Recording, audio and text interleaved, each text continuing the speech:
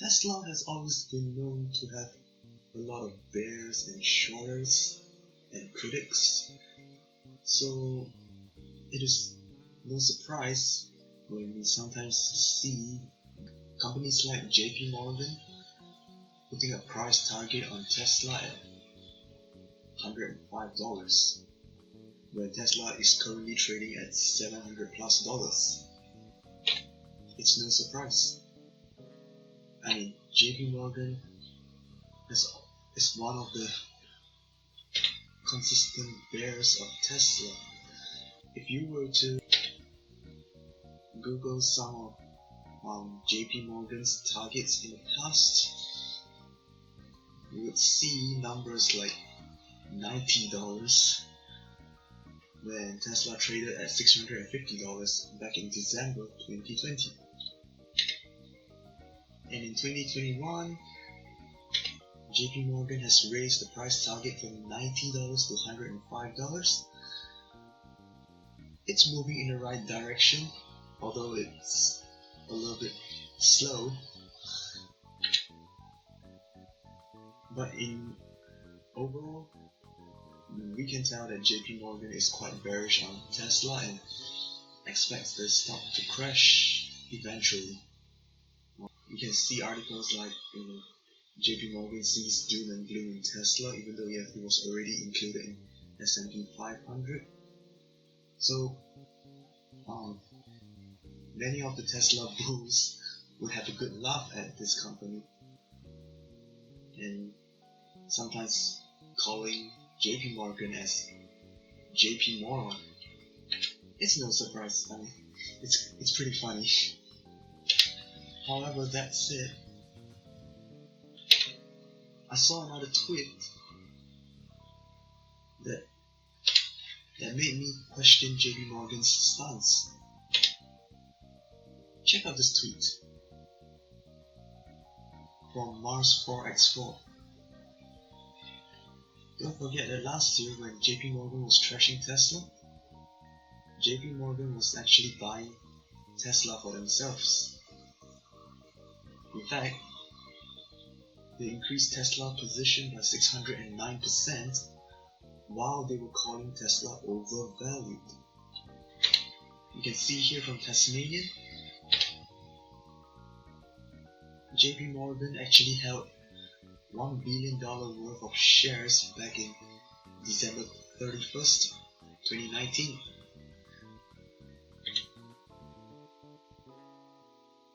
Not so bearish after all, huh? This is scary.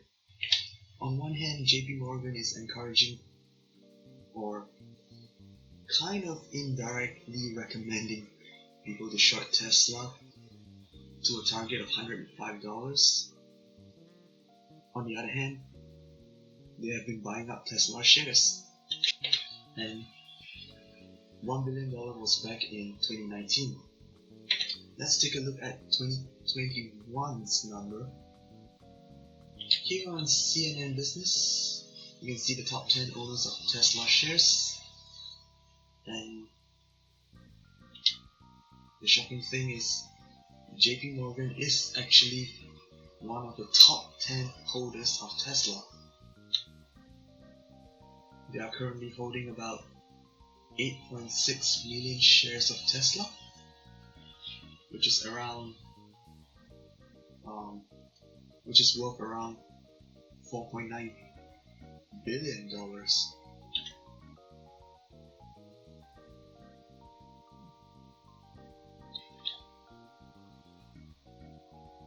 Remember, they had 2.5 million shares back in 2019. Right now, they have 8.6 million shares. That's like a 3.5 times increase in the shares that they have. They have been buying up Tesla shares while indirectly trying to encourage people to short it. What the hell?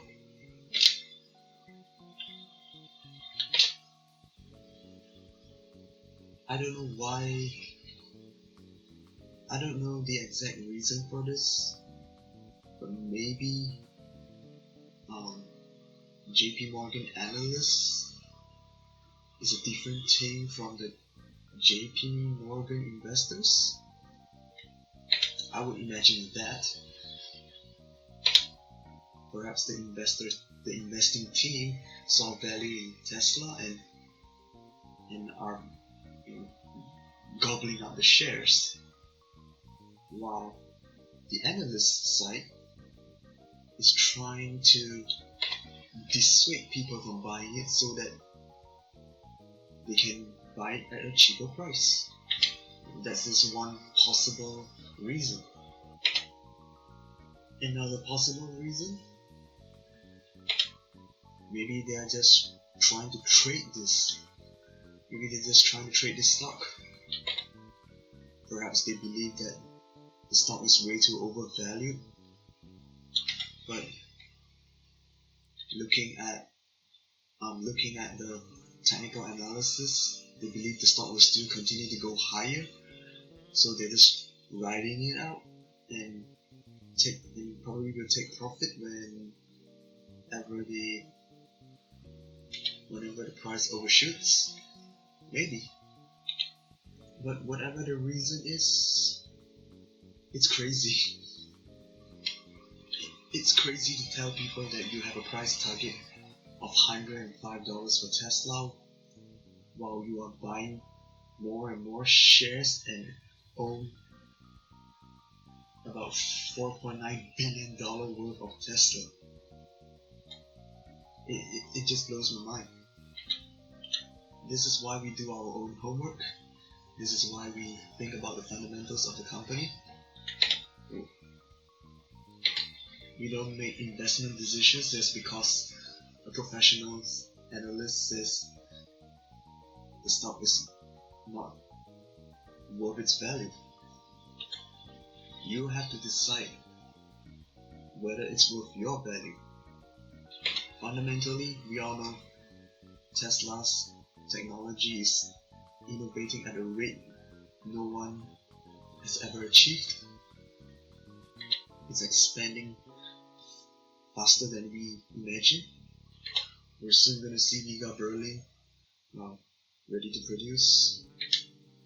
It has hit record production for the year of 2020, a year when all the other automakers were losing money. It's a company that has brought full self-driving up to level 4 and will likely be the one to allow us to drive without even touching our steering wheels in the future. And they are also disrupting the energy side of things. They are basically leading the whole world into a clean energy world. So JP Morgan may not really be JP morons after all. I think we must not just call them JP double standards. Moving on, we've got another big news. Haven is disbanding after 3 years. Haven is a non-profit collaboration between Amazon, Berkshire and JP Morgan. A venture to disrupt healthcare. I'm not exactly sure how they intended to disrupt healthcare. There isn't really much details on it. In fact, if you were to go to Haven's website,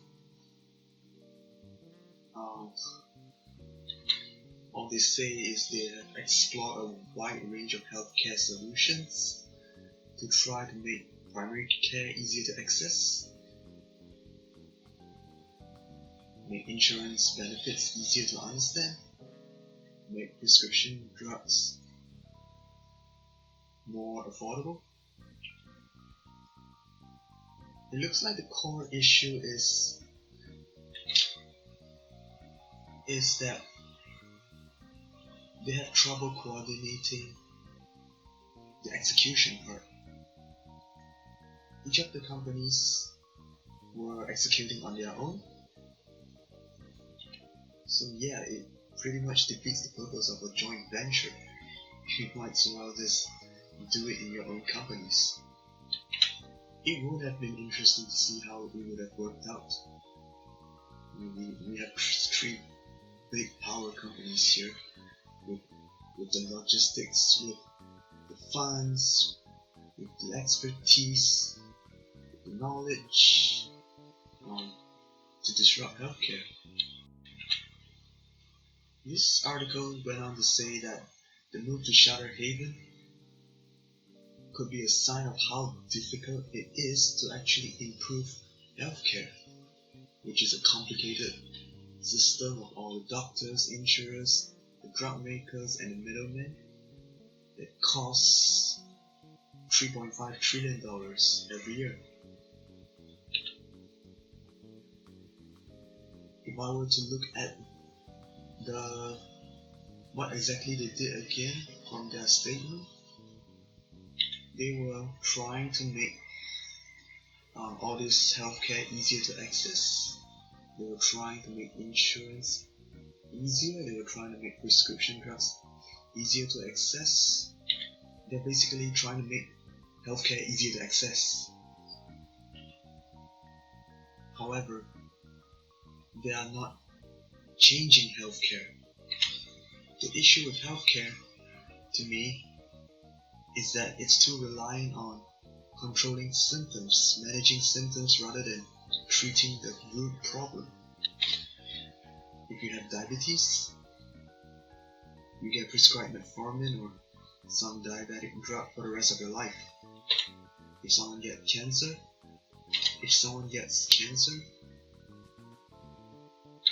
you go for chemotherapy. You control the symptoms of cancer.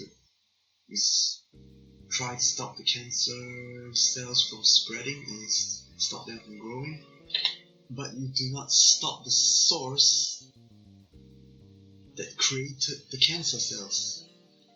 Same for diabetes. You do not stop the cause that is reducing the insulin in your blood. Healthcare doesn't treat the cause, the root cause. So while I agree that we do need to make healthcare much easier to access, especially in the poorer parts of the world, ultimately the healthcare industry still needs to make money. We can't just subsidize healthcare or totally sponsor healthcare for everyone. Well, maybe you can, but you can probably imagine how much that would cost the economy. Not solving the root problem of health issues. This is why I think it's a safer bet to be investing more in genomic companies, because they are trying to target the root cause of most health problems. If you have diabetes, it's a very high chance that one of the genes in your body is causing your body to reduce its production of insulin. For cancer, if you have a certain type of gene,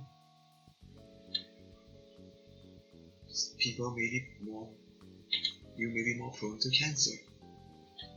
And obviously gene editing is not easy, which is why it has so much potential, because it can solve the root cause of most health problems. So anyway, the shuttering of Haven seems to have led to a bearish momentum in some of the health stocks, especially in the genomics. People may think it's really difficult to disrupt the healthcare industry after all, which is a great opportunity to buy now.